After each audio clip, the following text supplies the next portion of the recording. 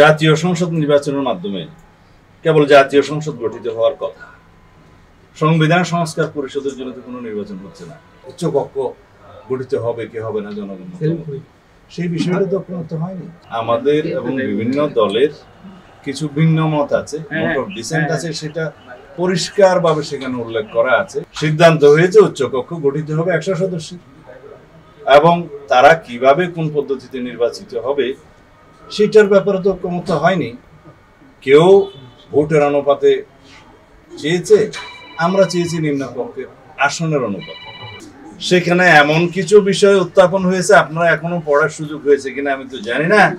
আমি আসার আগে অনেকগুলো প্রিন্ট নিয়েছি, এখানে 6টা সংযুক্তি সহ প্রায় 100-2 কাগজ আছে, সবগুলো দেখতে পারিনি।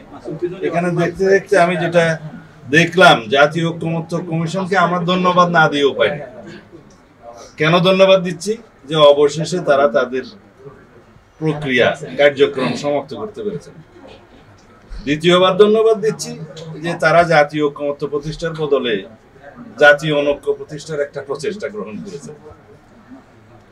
আমার মনে হয় যা কিছু প্রস্তাব ওখানে দেয়া হয়েছে, আপনারা যদি সেটা দেখেন তাহলে আপনারা দেখবেন যে জুলাই জাতীয় সনদ যেটা আমরা স্বাক্ষর করেছি, সেই স্বাক্ষরিত সনদের বহির্ভূত পরামর্শ বা সুপারিশ বহির্ভূত অনেক আদেশের যে সংযুক্তি সেটা সংযুক্ত করা হয়েছে। জুলাই জাতীয় সনদ 84টি দফা সম্ভবত, সেখানে বিভিন্ন দফায় আমাদের এবং বিভিন্ন দলের কিছু ভিন্ন মত আছে, ডিসেন্ট আছে, সেটা পরিষ্কারভাবে সেখানে উল্লেখ করা আছে যে এই সমস্ত নোট অফ ডিসেন্টের বিষয়গুলো রাজনৈতিক দলসমূহ যারা দিয়েছে তারা যদি নিজেদের নির্বাচনী ইশতেহারে উল্লেখপূর্বক ম্যান্ডেট প্রাপ্ত হয় তাহলে তারা সেইভাবে সেটা বাস্তবায়ন করতে পারবেন। সেটা এই প্রিন্টেড জাতীয় জুলাই সনদের যে বই এখানে আপনারা পাবেন, সমস্ত দফায় দফায় যেখানে যেখানে ডিসেন্ট আছে সেখানে আছে।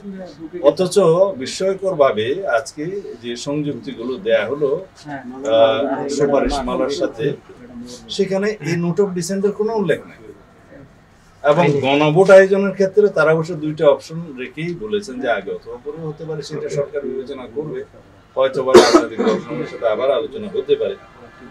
এখানে একটা নতুন বিষয় সংযুক্ত করা হয়েছে যে সংবিধান সংস্কার পরিষদের নামে একটা আইডিয়া এখানে সংযুক্ত করা হয়েছে, যেটা আগে জাতীয় ঐক্যমত্য কমিশনে কখনো টেবিলে ছিল না, আলোচিত হয়নি, এই বিষয়ে কোনো ঐক্যমত্য হয়নি। আমরা জানি আসন্ন যে নির্বাচনটা হবে সেই নির্বাচনটা হবে জাতীয় সংসদের নির্বাচন। জাতীয় সংসদের সংসদ সদস্যগণ নির্বাচিত হবে। এখন সেই সংসদ সদস্যদেরকে যদি সংবিধান সংস্কার পরিষদের কার্যক্রম পরিচালনা করতে হয়, সেটা তো জাতীয় সংসদেই সিদ্ধান্ত নিতে হবে। এখন জাতীয় সংসদে কি সিদ্ধান্ত নিবে সেটা তো আলোচিত হয়নি জাতীয় ঐক্যমত্য কমিশনে, এবং এই বিষয়ের কোনো সুপারিশ বা এই বিষয়ে কোনো আলোচনা না হওয়ার পরেও এই সুপারিশমালার মধ্যে হঠাৎ করে যে পরবর্তী জাতীয় সংসদ একই সাথে সংবিধান সংস্কার পরিষদ হিসেবে কাজ করবে, এই সিদ্ধান্তটা ওনারা আরোপ করতে পারেন না, চাপিয়ে দিতে পারেন। দ্বিতীয় হচ্ছে জাতীয় সংসদ নির্বাচনের মাধ্যমে কেবল জাতীয় সংসদ গঠিত হওয়ার কথা। সংবিধান সংস্কার পরিষদের জন্য তো কোনো নির্বাচন হচ্ছে না। নির্বাচন তো হবে জাতীয় সংসদের জন্য। নির্বাচন কমিশনের কনস্টিটিউশনাল ম্যান্ডেট কি? সাংবিধানিক যে ম্যান্ডেট নির্বাচন কমিশনের, সেটা হচ্ছে জাতীয় সংসদ নির্বাচন অনুষ্ঠান। কারণ জাতীয় সংসদ নির্বাচন অনুষ্ঠানের মধ্য দিয়ে কেবল জাতীয় সংসদ গঠিত হবে। এখানে তো সংবিধান সংস্কার পরিষদ গঠিত হবে না।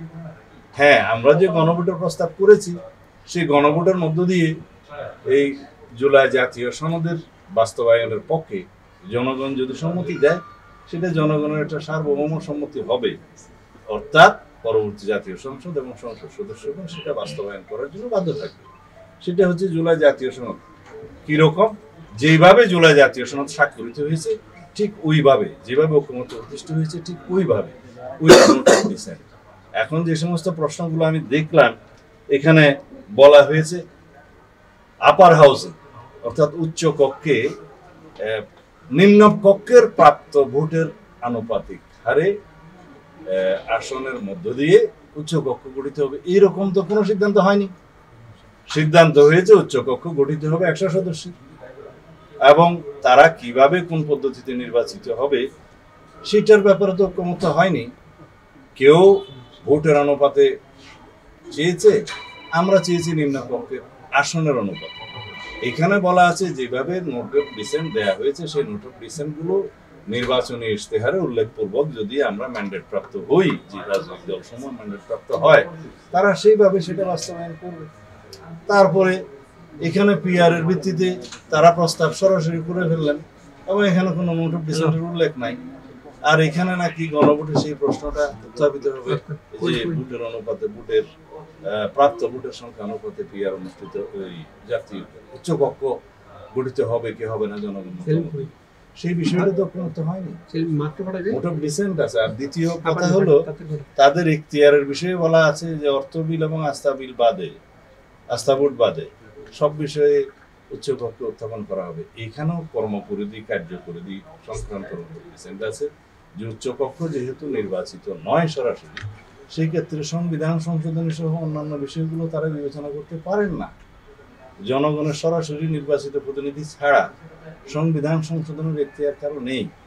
এই বিষয়গুলো আলোচিত হওয়ার পরেও, নোট অফ ডিসেন্ট থাকার পরেও তারা সরাসরি সংযুক্তিতে, এই আদেশের সংযুক্তিতে তারা রেখেছেন। এগুলো কোনোভাবে বিবেচনা করা যায় না।